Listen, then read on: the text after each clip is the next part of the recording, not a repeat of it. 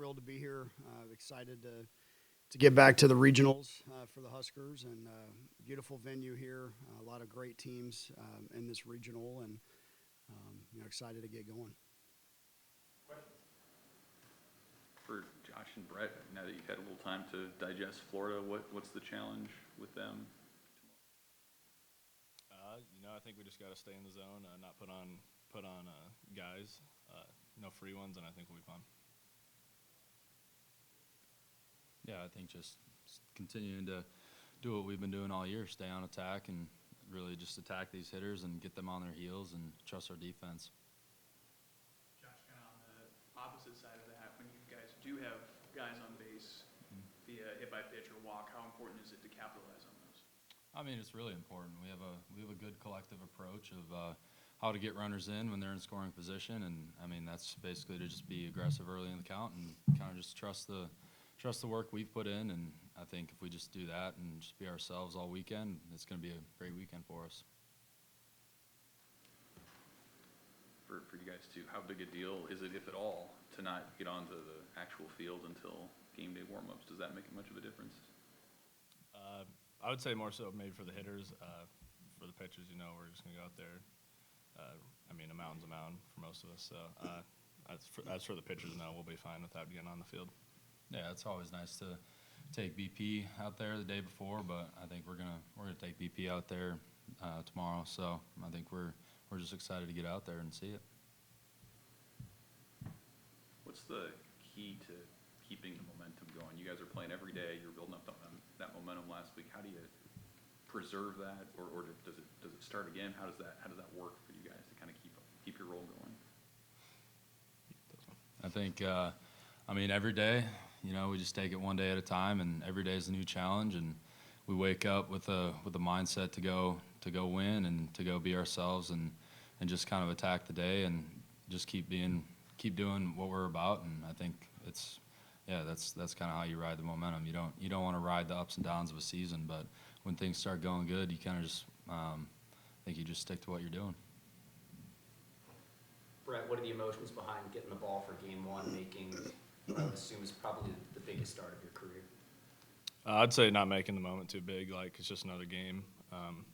Played baseball my whole life, so it's no different than that, really, if you think of it that way. Brett, Florida 116 home runs to their team, a lot of power off the bats. Just kind of, how do you kind of maybe ignore the numbers and just kind of keep your mindset of what you've been doing all season? I think as long as, I think the saying is solo shots won't beat you, so maybe they'll get one, maybe two, I don't know. But I'm not going to put guys on in front of guys that do that. So, yeah, I think if we just stay in the zone, stay stingy, and switch speeds, I think we'll be fine. Hey, Josh, what was it like for you kind of turning the page from dogpiling Sunday to looking ahead to the task at hand? How easy was that? When did that kind of process happen for you? Yeah. The message to the team on practice on Monday, I guess it was, or Tuesday rather, was what we did this past week doesn't mean anything for what we're about to do. So I think we've kind of turned the page, like you said, and we're just focused on the Gators right now. I think earlier this week, Coach Bolt said he sends you guys a text, usually every week, just talking about the opportunity. What was that like this week? Did you guys get one? Yeah, pretty much the same message, new week, new opportunities. We just got to focus on going 1-0 tomorrow, and then we'll reset from there again. Brett, the rain, not being able to get actually out on the field, how do you guys keep the team camaraderie up? The hacky sack was pretty impressive. Just how does that kind of keep the mojo going? Yeah, no, we got to stay busy, I guess. The hitters are hitting, so we got to find something to do. So we just, stay loose, have fun, I guess.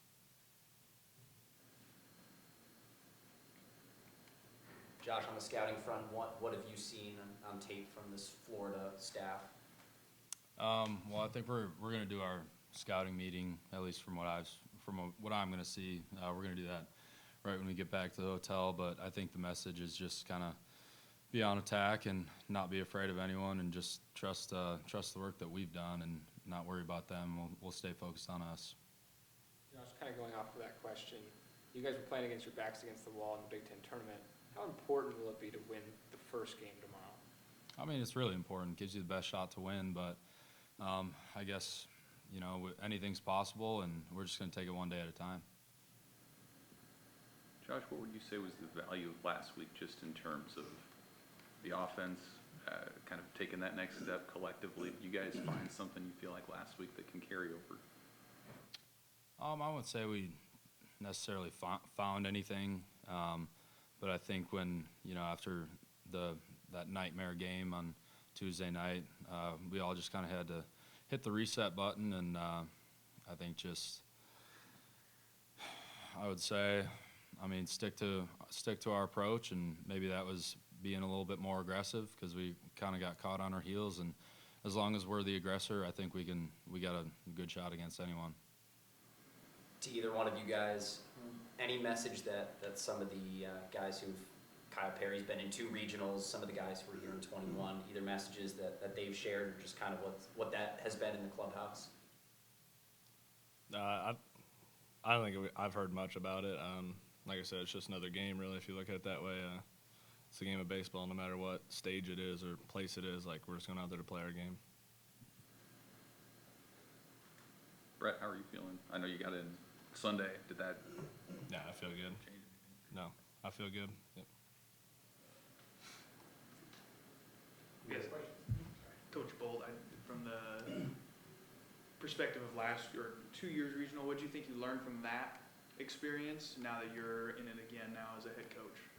Well, like these guys have already said it. I mean, it's baseball. I mean, you have to be able to put aside anything that's going on outside the white lines to be at your best. And you know, for us, I think what we've found throughout the course of this year with some of the ups and downs is when we embrace just that part of it, the competition part of it, then we're at our best. And you know, you can't really, you get in the postseason against big name teams, big crowds, you start letting that stuff, you know, get to the forefront of your mind, then you're not in a good place. But if you just go out and play the game and compete against the baseball, that's when you're at your best. And that, truthfully, that's what allowed the 21 team, you know, to win those 2 games coming back to, you know, through the losers bracket, is because we didn't look at it as a tall task that you had to go win 18 innings or you had to go beat 2 teams. It was just you show up with a job to do and you do it. And that's what these guys were able to do last week after losing that first game, is just the focus, the task at hand is the next pitch of the next game. And it's easy to say that, it's harder to do it. But when you can make it about the ball and about the game, not about the other stuff, you got a real shot. And that's our challenge this week.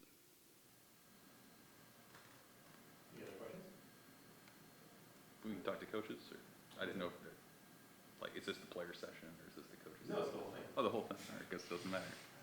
Yeah, well, I was going to ask, what are some of your favorite Stillwater memories as a player, as an assistant? Oh man, favorite Stillwater memories. Well, obviously it was a different ballpark, long ago when I played. Yeah, they're obviously, you know, the talk about the name recognition, like Oklahoma State. When you go into the Big 12, you know, they were rolling through the Big 8, the Big 12. You know, playing at Bricktown against some of these teams in that tournament was pretty awesome experience. But just being in Stillwater, I may or may not have hit a home run off a left-hander back in the day. I don't know. I potentially remember it, or maybe not. It may have been brought up already when we got up here. But no, it was a lot of good battles. I mean, we had. I know we got our butts kicked one year here pretty good. We had some battles back in the day in the Big 12. From your perspective, how important are free passes this whole week, just with the offensive tendencies of the park? Well, yeah, you want to limit the free passes the best you can. I mean, that's usually the team that screws up the least is going to have the best chance to win. So it doesn't really matter where you're playing or who you're playing. That's just the case. So then if you can take advantage of it offensively, you got to do that too. I mean, we talk about doing the dirty work. I mean, that's your 3-2 walks. It's your hit by pitch. Those things set up those big opportunities for guys to knock down some big innings. So on the mound, just do what we've been doing. I mean, nothing changes there. Just get ahead, attack, and expand when you get to 2 strikes. Kind of maybe a two-parter with Brumbaugh. I guess what's his health status at this point, and then what insight has he maybe been able to provide about how the park plays, or any kind of helpful nuggets? Yeah, I mean, he's been out there and playing. I mean, he obviously had a big stolen base there for us at the end of that game. That, I mean, if you think just not just about the stolen base, but the fact that they were playing no doubles right before that swing, and then when he got to second base, outfielders had to come in, and there's no play to be made in left center gap.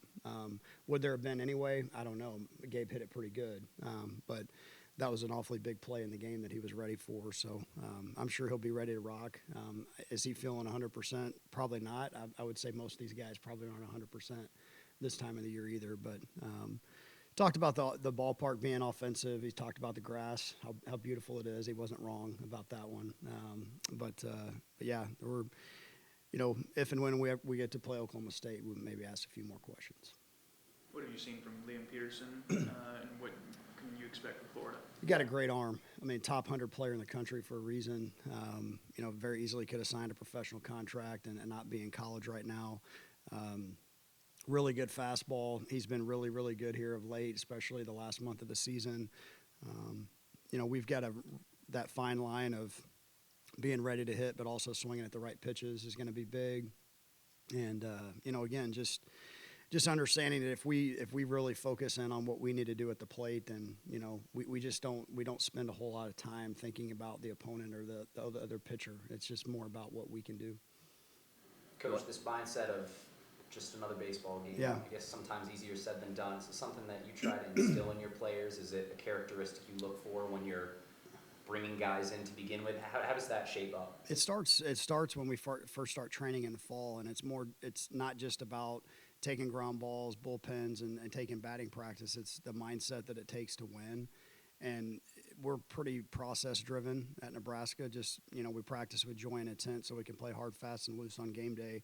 You put the work in ahead of time, and that way you get to the game, and that's the time that you get to go get rewarded for all the work you put in. So if you have that mindset and you don't make it about the other stuff, then it's fun. Then you get to actually enjoy what you're doing. But if you're not prepared because you haven't stuck to your process leading up to that, then you're swimming, then you're thinking about all the things you can't control, and then you're in trouble. So these guys, this group, the thing that was evident right away from them and their mindset was that they wanted to be in this position.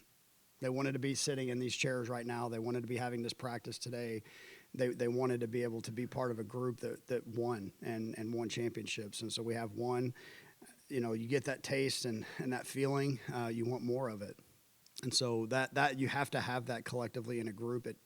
And really what it takes is older guys like these guys that want it, and they pass that down to the younger guys. But it started 10 months ago with this group. It's not something that just manifested last week with a magical run. I mean, these guys have stayed very present all year, and that's allowed us to be a pretty consistent team. Is there any benefit in the 2:00 game tomorrow, playing the early game in a regional? Not really. I mean, I hadn't really even thought about it. Is that what time we play? I just get on the bus when they tell me to. Coach, how do you kind of keep the positive vibes going when practice gets moved inside, field's tarped?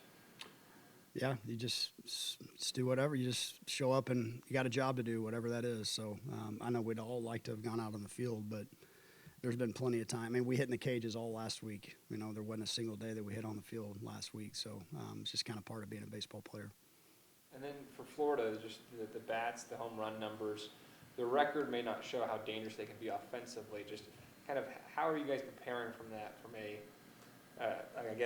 full game scenario? We don't really do anything different. I mean, I can tell you completely honestly that Brett Sears is not going to go change his game plan based on who the opponent is. So a lot of respect for Florida. Great program, played for a national championship last year. They're here for a reason. We respect them, but we're not going to change a whole lot based on who the opponent is.